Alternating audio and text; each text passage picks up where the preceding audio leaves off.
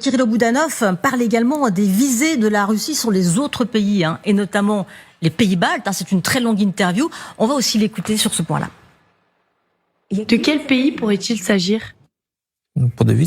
Regardez la carte du monde et vous trouverez vous-même la réponse. Eh bien, tout d'abord, les pays baltes, les pays de la Baltique. C'est ainsi que cela s'est passé géographiquement.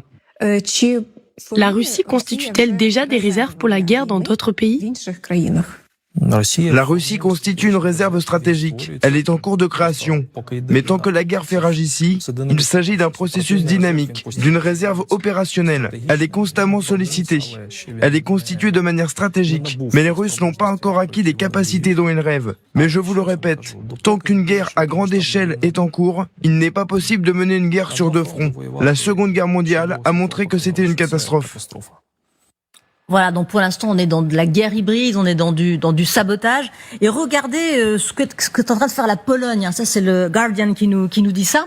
Regardez ce que fait la Pologne. Elle prépare des fortifications anti-drones d'une valeur de 2 milliards d'euros le long de sa frontière orientale face à la menace russe. C'est le vice-ministre de la Défense qui s'exprime dans le journal britannique et qui affirme que les nouveaux systèmes de défense aérienne seront achevés dans 24 mois. Donc c'est quand même un coût colossal, 2 milliards d'euros.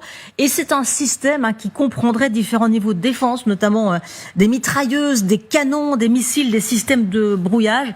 Et tout ça est intégré dans une ligne de protection qui existe déjà depuis une dizaine d'années, mais qui s'ajoute. On voit que les Européens, effectivement, ils ont un peu du mal à trouver la réponse contre les drones, contre les incursions. La Pologne, elle a vécu une dizaine aussi d'incursions de drones. Mais là, effectivement, c'est encore une autre étape passée par la Pologne. Ah oui, la Pologne est en train de construire ce qu'ils appellent leur bouclier, le bouclier oriental. Donc il y a des moyens colossaux qui sont attribués au renforcement de la défense, mais de façon absolument générale, parce que ça passe aussi donc par des éléments concrets de défense aérienne, de renforcement de lignes de défense au sol, mais ça passe aussi par la formation de la population. Ils sont en train de former.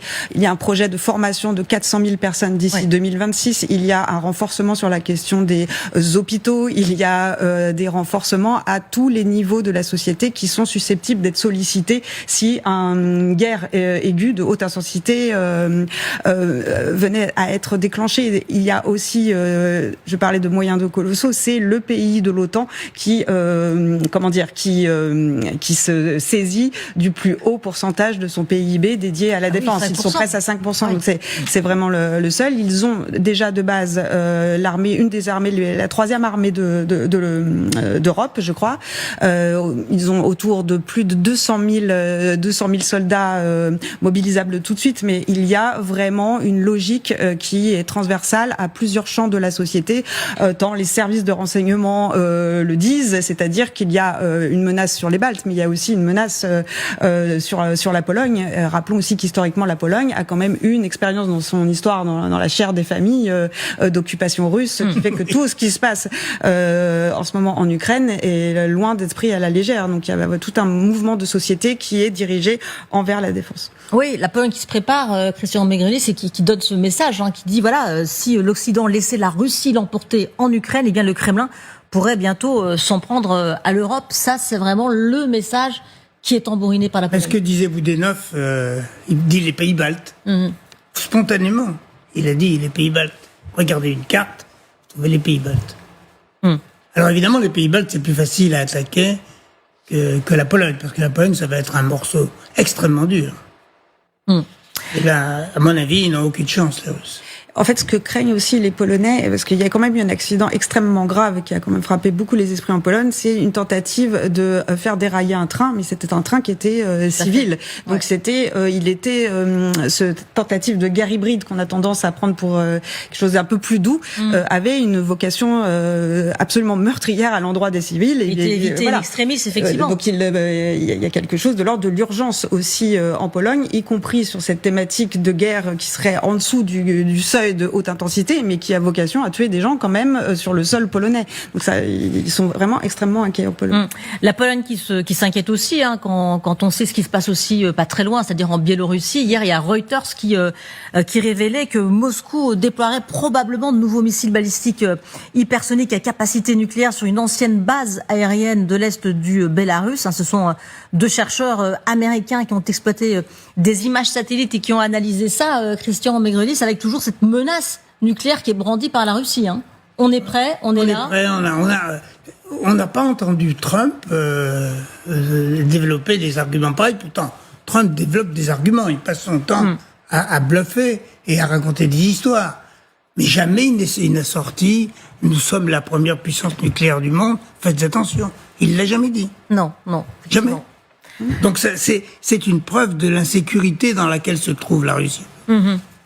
Ça montre, oui, sa volonté sentiment d'infériorité, d'appuyer sur la dissuasion nucléaire. Parce que, au fond de lui-même, Poutine, il a honte de voir ses soldats patiner depuis 4 ans, alors que ça devait durer 3 semaines. Il a été mal informé, il va au terrain, il tombe sur le chef d'état-major qui lui raconte n'importe quoi, et comme ils sont très copains, il le croit. Et puis c'est tout. Cette menace nucléaire, elle a quand même permis de freiner pendant de nombreuses années l'aide des Occidentaux à l'Ukraine. Elle a plusieurs lignes rouges ont mis du temps, disons, posées par les Russes, ont mis du temps à être franchies. Et donc, Poutine continue dans cette lignée en agitant un petit peu la menace russe pour essayer de freiner l'appui américain aux Ukrainiens, en tout cas à la veille de... Oui, mais je crois que ça n'a aucun effet sur les Américains, ça. Ça a moins d'effet avec Donald Trump qu'avec Biden, effectivement. En tout cas, souvenons-nous ce qui s'était passé la dernière fois que Volodymyr Zelensky était allé à la Maison-Blanche. C'était en octobre. Il espérait avoir des Tomahawks. Et un coup de fil avec Vladimir Poutine la veille de cette rencontre avait finalement complètement annulé cette... Voilà, donc tout peut arriver aussi, Claire Cambé. On ne sait pas ce qui peut se passer en fait jusqu'à ce que... On connaît les revirements du président américain et effectivement on est à l'abri de rien. On ne sait pas du tout ce que va donner cette rencontre ce soir. Alors, il n'a jamais changé de cap, Poutine, depuis le début. Simplement, il n'y arrive pas, c'est tout.